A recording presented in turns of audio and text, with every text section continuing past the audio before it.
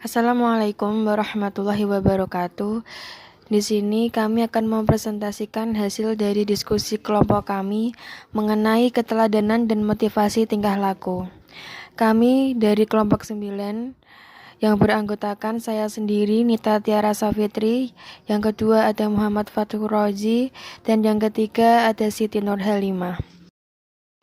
Di sini saya akan menjelaskan mengenai keteladanan. Keteladanan adalah tugas yang melekat pada setiap orang tua secara alamiah karena kematangan dan kedewasaannya yang mereka miliki. Dalam Al-Quran, kata teladan diibaratkan dengan kata-kata uswah yang kemudian dilekatkan kepada kata hasanah, sehingga menjadi kata uswatun hasanah yang berarti teladan yang baik. Dalam Al-Quran, kata uswah juga dilekatkan pada Rasulullah SAW, juga sering dilekatkan kepada Nabi Ibrahim alaihissalam.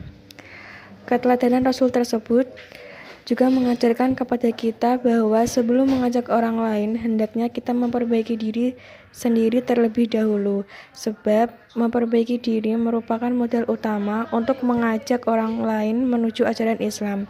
Oleh karena itu, seorang dai juga semestinya memiliki sifat-sifat yang mencerminkan nilai-nilai atau akhlak yang baik dan luhur dalam menyampaikan dakwahnya.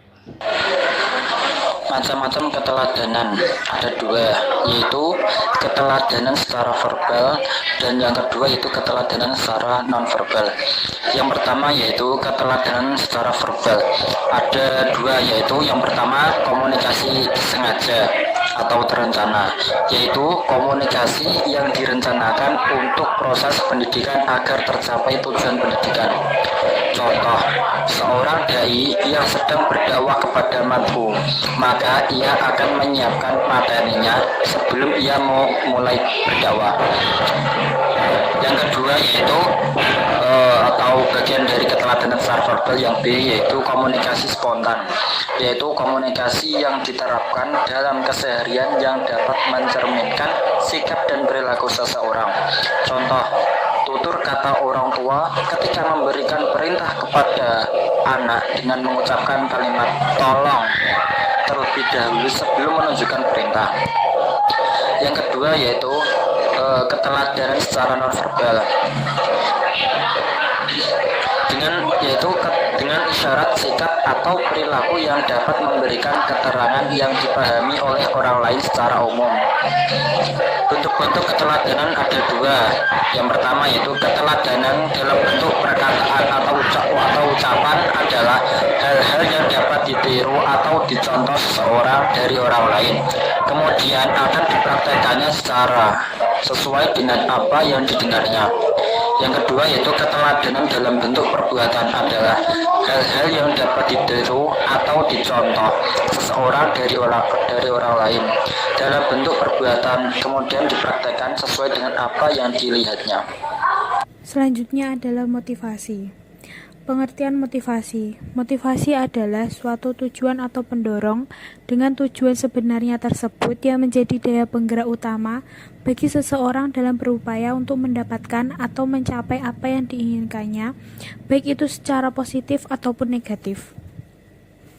Dalam motivasi, setidaknya ada dua hal yang mendasari timbulnya motivasi, yaitu kebutuhan yang berupa dorongan, seruan, dan kualitas, serta tujuan yang berupa kebahagiaan, ketenangan, dan kedamaian. Kedua hal inilah yang akan melatar belakangi segala tingkah laku manusia dalam segala hal.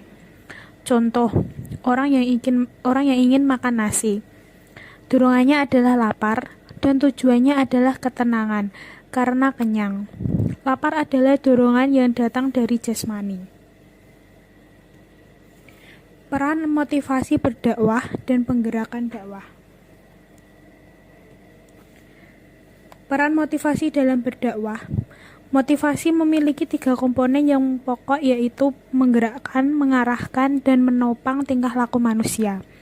Motivasi mengarahkan tingkah laku individu ke arah suatu tujuan yang untuk menjaga dan menopang tingkah laku. Lingkungan sekitar harus menguatkan intensitas dan arah dorongan-dorongan dan kekuatan individu-individu tersebut. Penggerakan dakwah merupakan inti dari manajemen dakwah. karena dalam proses ini semua aktivitas dakwah dilakukan dalam penggerakan dakwah ini. Pemimpin menggerakkan semua anggota untuk melakukan semua aktivitas-aktivitas yang telah direncanakan sebelumnya, agar tercapainya tujuan yang telah ditetapkan. Fungsi penggerakan. Agar fungsi dalam penggerakan dakwah ini dapat berfungsi, maka menggunakan teknik-teknik tertentu yang meliputi sebagai berikut. 1. Memberikan penjelasan-penjelasan secara komprehensif kepada seluruh elemen dakwah yang ada dalam organisasi dakwah. 2. Usahakan agar setiap pelaku dakwah menyadari, mengerti, memahami, dan menerima baik tujuan yang telah ditetapkan. 3. Setiap pelaku dakwah mengerti struktur organisasi yang dibentuk dan memahami mat'unya. Terima kasih atas perhatiannya. Sekian dari kelompok kami. Bila ada kesalahan yang disengaja maupun tidak disengaja, mohon dimaafkan. Wassalamualaikum warahmatullahi wabarakatuh.